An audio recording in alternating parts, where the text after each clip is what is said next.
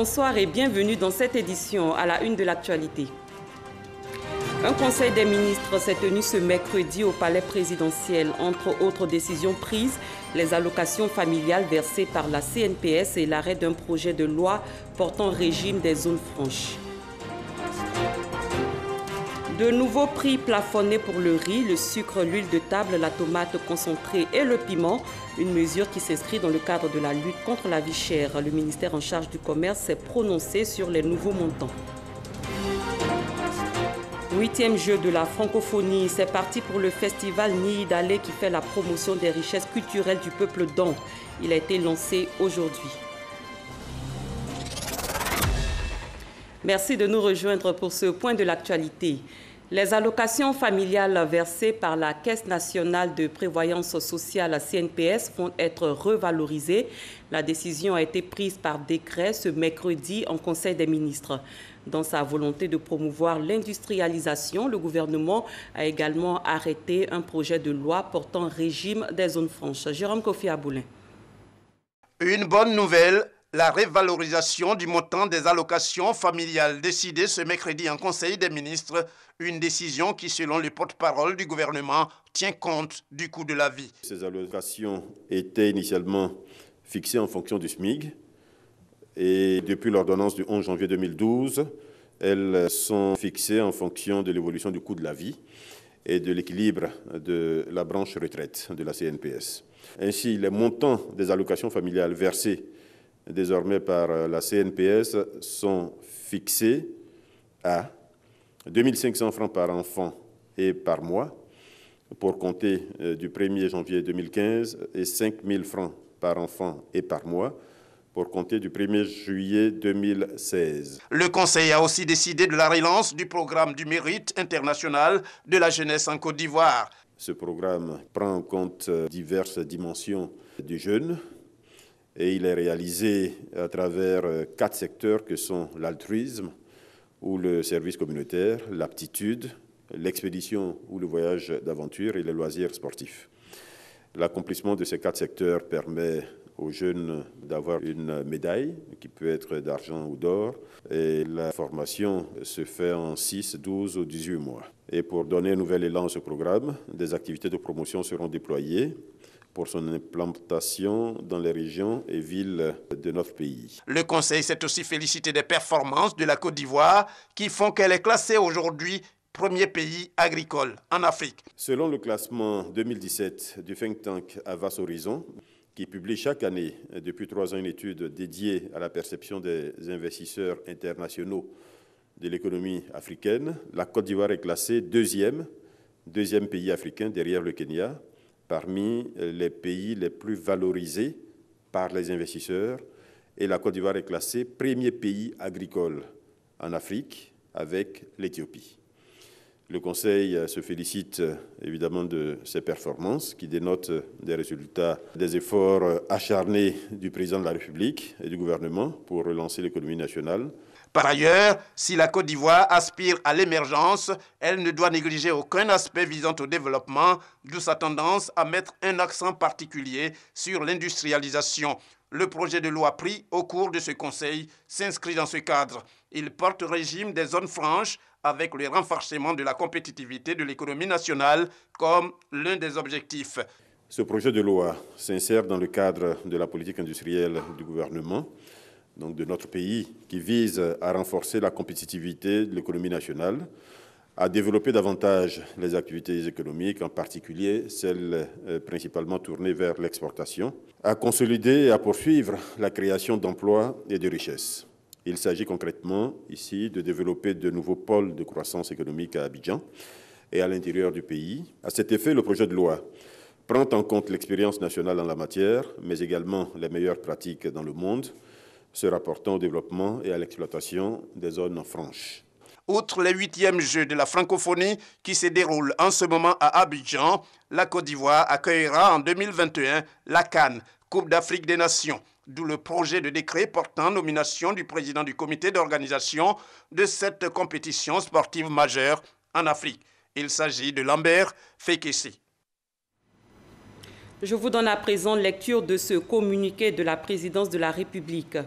Le président de la République, son Excellence M. Alassane Ouattara, a procédé ce mercredi 26 juillet 2017 à la signature d'un décret portant nomination de conseillers au Conseil constitutionnel.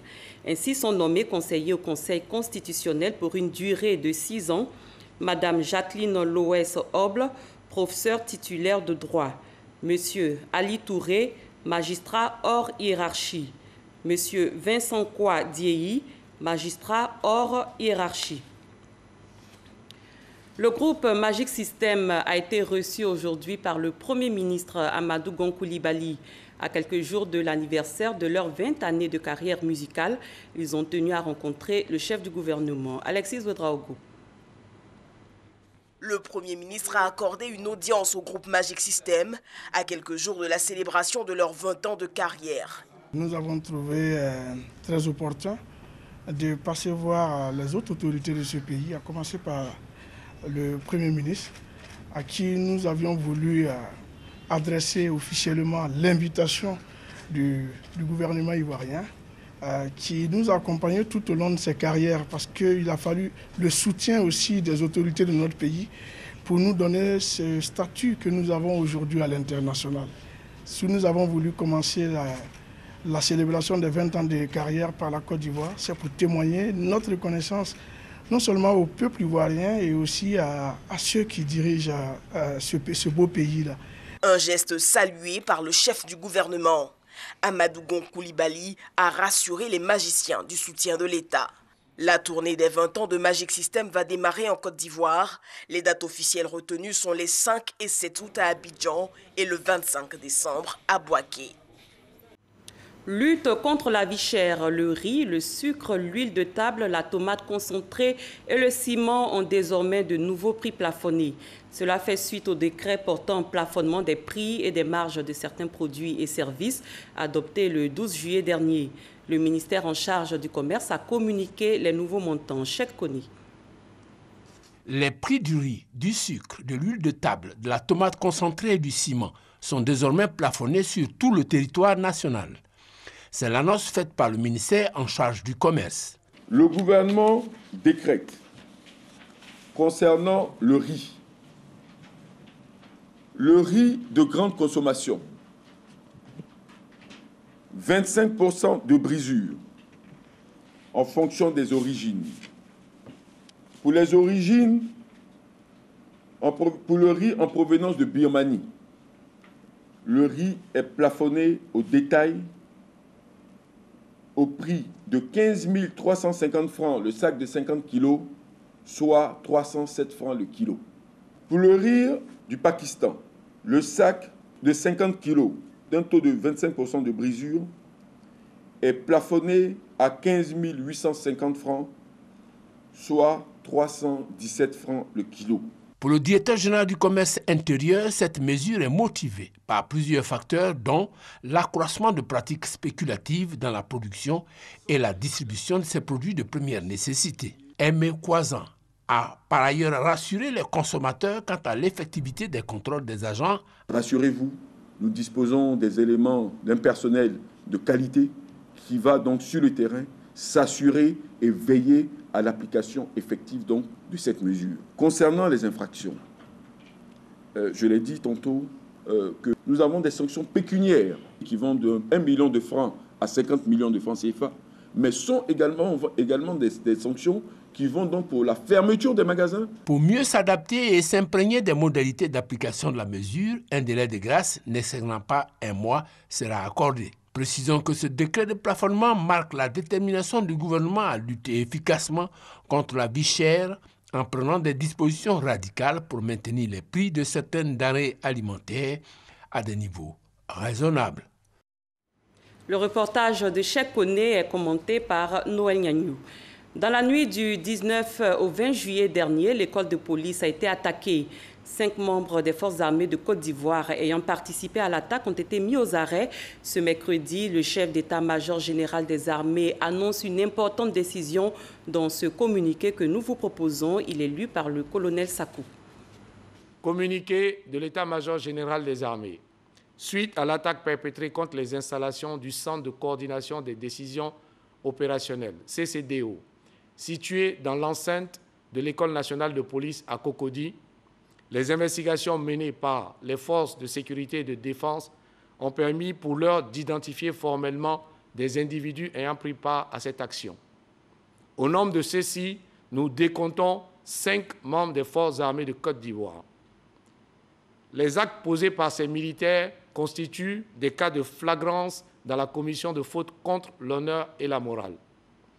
En conséquence et conformément à l'ordonnance numéro 2017-443 du 30 juin 2017 portant sanctions administratives applicables aux militaires, ils sont définitivement radiés des effectifs à compter de ce jour du 26 juillet 2017. Ce sont le maréchal des logis Série Brice Arnaud Joël, matricule 00101 48 877. Le maréchal des logis Mel Akrekou Nasséré Sylvestre, matricule 008 99 0095. Le maréchal des logis Boussou Wassa Toussaint, matricule 002 00 1979. Le maréchal des logis Pekoula Mathias, matricule 001 01 50 222. Et le brigadier chef Série Doua Alain, matricule 001 01 50 227. Par ailleurs, ces individus seront mis à la disposition de la justice pour répondre de leurs actes. Le chef d'état-major général des armées réaffirme sa détermination à exfiltrer des rangs tous ceux qui n'honorent pas l'institution militaire. Fait à Abidjan le 26 juillet 2017 pour le général de division Touré Sekou, chef d'état-major général des armées, le porte-parole. Dans l'actualité judiciaire présentée à nouveau ce mercredi devant le tribunal de première instance du Plateau, dans le cadre de leur procès en appel, l'ex-ministre Sébastien Dano-Djedje, Justin Koua et Nestor Daï devront encore patienter au 18 octobre prochain pour connaître leur sort. Pour rappel, la défense des 3 prévenus a fait appel à la décision du tribunal correctionnel de mai dernier qui les condamnait à 30 mois de prison et à 100 000 francs CFA d'amende pour, je cite, discrédit sur décision de justice et atteinte à l'ordre public. Venons-en au 8e jeu de la francophonie. La Côte d'Ivoire continue d'obtenir des médailles. Aujourd'hui, dans la discipline du judo, l'Ivoirienne Fatim Fofana a remporté la médaille de bronze. Je vous propose de suivre ce commentaire à chaud. Pour la médaille de bronze. Eh bien motivé, hein. Fatim Fofana. Passe donc à Mamadama Silla. Une Guinéenne contre Fatim Fofana en bleu, l'Ivoirienne. Tout un peuple derrière elle. Je pense que...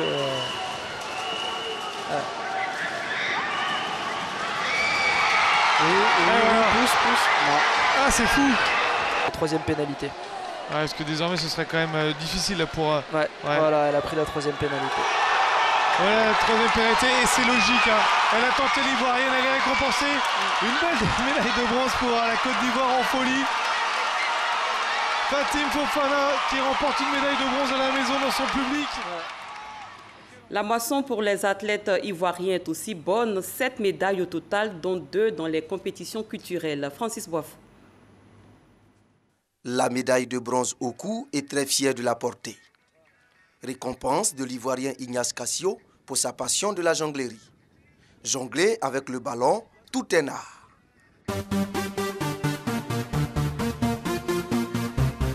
C'est ça qui va tuer Viella.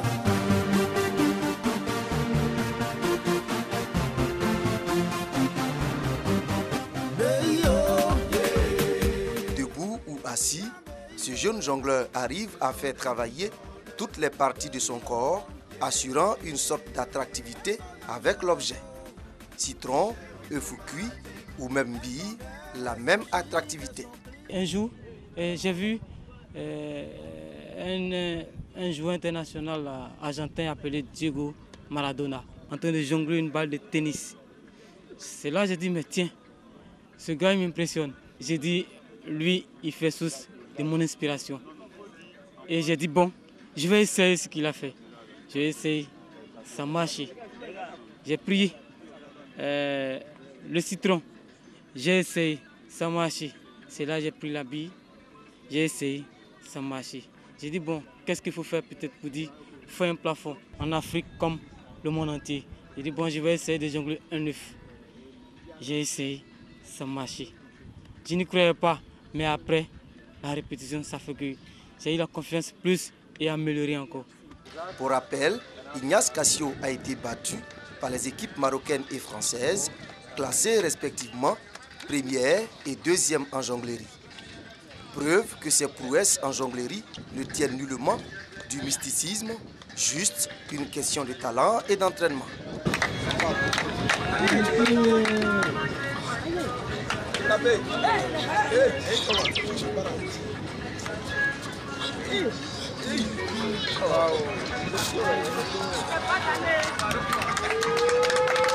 Concernant le concours de création pour le développement durable qui a opposé 10 pays, la Côte d'Ivoire a remporté la médaille d'argent devant le Canada avec le panier autocuiseur ou panier thermos.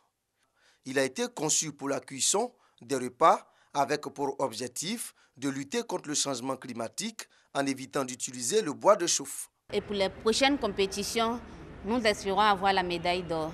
Déjà du bronze, de l'argent pour les concours culturels.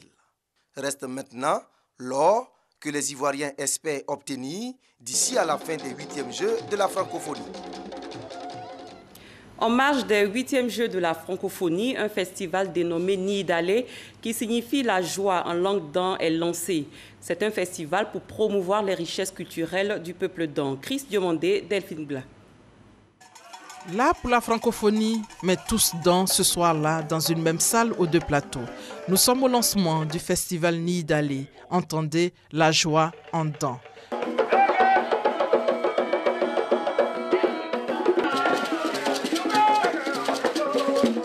Et ce morceau dan, le générique qui a fait son temps. Bonsoir, ça va, bonne arrivée. Il s'agit ici pour le conseil régional de faire la promotion de la culture dan. Faire du Tongbi Nidalé un projet culturel fédérateur, structurant et porteur de dynamisme innovant, afin que la culture soit le soubassement de notre action de développement. C'est aussi un moment de témoignage. Le ministre d'État Mabri Torques, à sa façon, il a su apporter une édification à la personne que je suis aujourd'hui et devenu membre du gouvernement. Gouvernement qu'il a si magnifiquement servi, et il faudrait que nous retournons sur cette terre pour lui dire notre part de gratitude et d'infinie reconnaissance. Puisque c'est une région magnifique, je dirais les premiers cafés qui sortent avec des capsules de la Côte d'Ivoire sont des cafés qui sortent de la région des montagnes du Togo. Nidalé a le soutien des ministères du Tourisme et de la Culture. Ma et la région de Ma du Tongbi regorge d'initiatives, de nombreux festivals. Mais il manquait un grand festival qui rassemble toute la région. Vous le faites aujourd'hui. Merci, monsieur le ministre d'État. Le festival est lancé au moment où la Côte d'Ivoire marque des points à la francophonie. Vous lancez ce festival et la Côte d'Ivoire décroche ses premières médailles d'or. Le top départ est donné. L'OIF insiste sur le sens de Nidalé qui doit être prôné par chaque Ivoirien. Et j'ai demandé que veut dire Nidalé. Et j'ai entendu le sens de ce mot, qui est puissant, parce que ce sens se doit d'être répandu sur l'humanité tout entière. Nidalé veut dire la paix, Nidalé veut dire la joie de vivre ensemble. Cette belle aventure va marquer l'histoire du Tongbi. C'est un jour exceptionnel pour ce peuple qui est certainement à la recherche, je dirais, de son identité par rapport au fait que la culture, à un moment donné, n'est plus ce que nous étions. c'était très agréable. Nous avons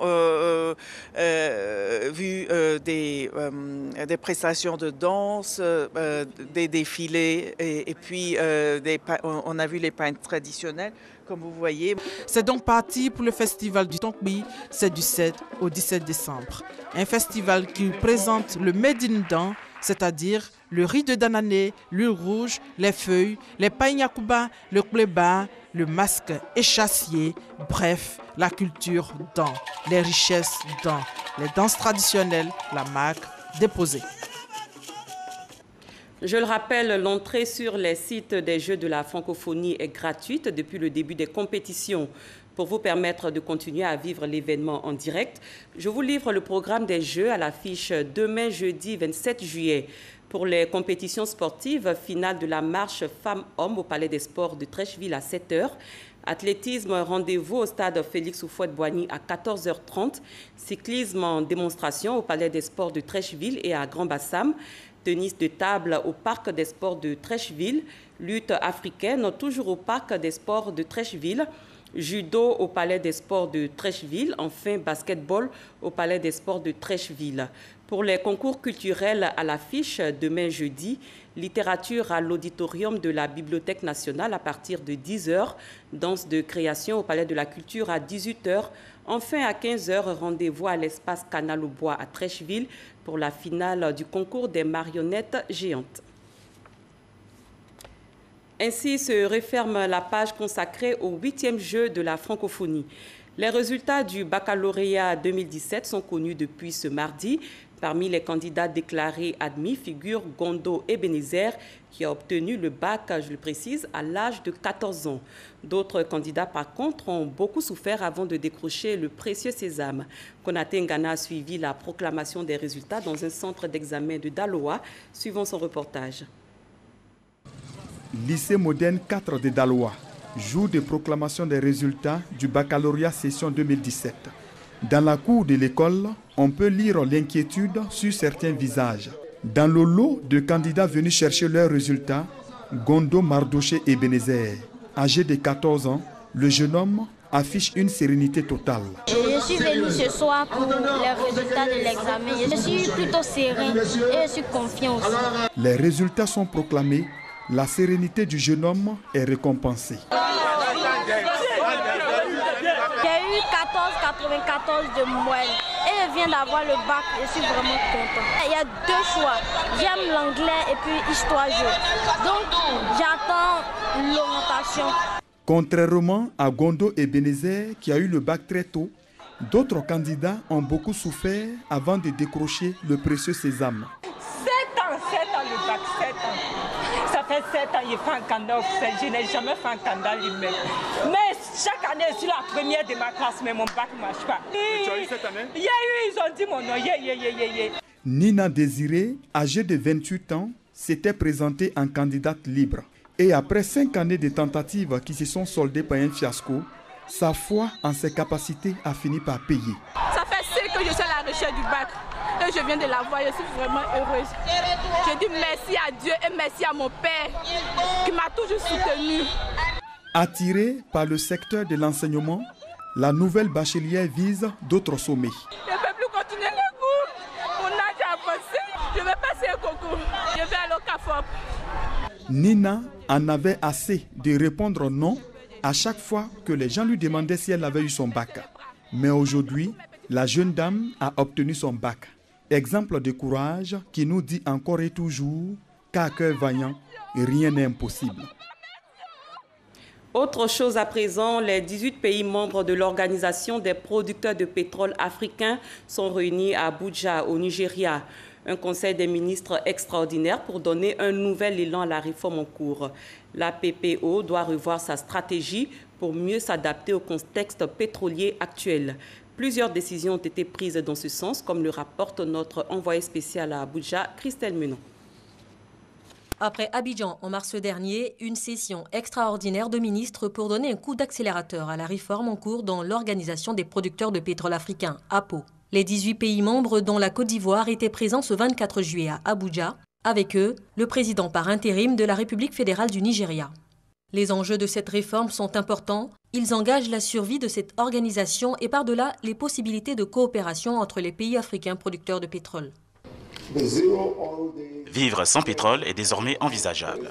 C'est réconfortant qu'après 30 ans d'existence, cette organisation ait reconnu la nécessité de se remodeler et de mettre en œuvre un audacieux programme de réforme. Une réforme de ses organes et de son interaction avec le monde tout en continuant de servir ses pays membres. Plusieurs décisions ont été prises par le Conseil des ministres après les travaux du comité d'experts. On note la création d'un comité de pilotage pour la mise en œuvre de la réforme. Un autre comité le sera également pour le développement du fonds APO. Est annoncée sa recapitalisation à 15 milliards de francs CFA, une somme à mobiliser sur 24 mois auprès des pays membres et autres institutions. Si nous ne mettons pas en œuvre ces réformes profondes, indispensables et adaptées à l'évolution rapide du secteur pétrolier en Afrique, nous perdons notre temps.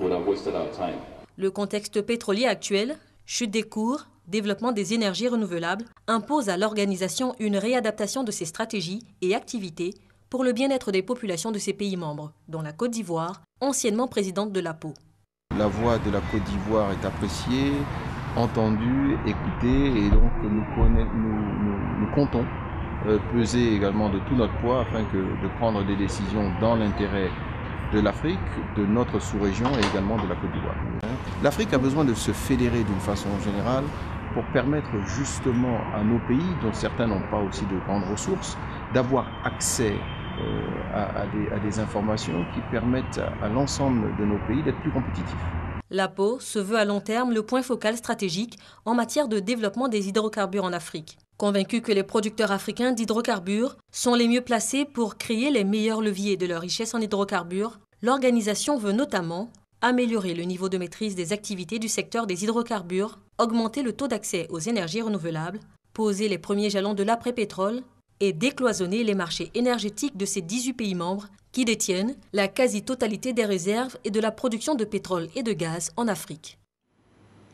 Créée par décret en octobre 2012 par le gouvernement, la Commission nationale RED+ a pour objectif d'œuvrer à la lutte mondiale contre le changement climatique.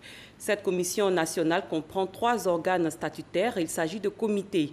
Le ministre des Transports, Amadou Koné, qui représentait le Premier ministre Amadou Gon Coulibaly, a procédé à l'installation officielle du comité national et du comité technique interministériel RED+. Herman Guivé. En juin 2011, la Côte d'Ivoire adhère au mécanisme RED+, un mécanisme né des négociations internationales sur les changements climatiques pour lutter contre le réchauffement climatique en incitant les pays forestiers à conserver leurs forêts, moyennant des revenus carbone.